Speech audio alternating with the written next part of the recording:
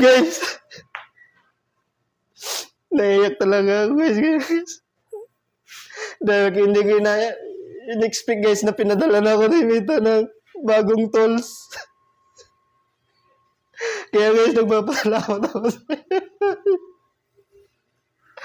guys, sobrang salamat guys dahil pinadala na ako ngayon ni Mita ng bagong tools.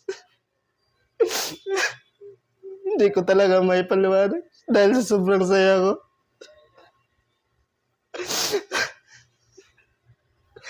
Basta masabi ko sa inyo guys, maraming salamat guys sa suporta na binibigay nyo sa akin at siyempre sa tiwala guys.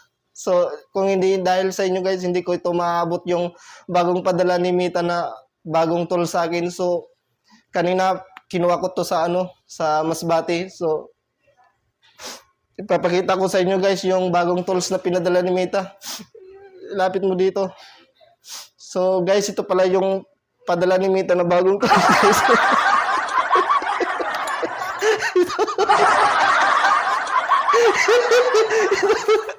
Bukas na ito guys sa motor guys. May lono regis pa pala oh.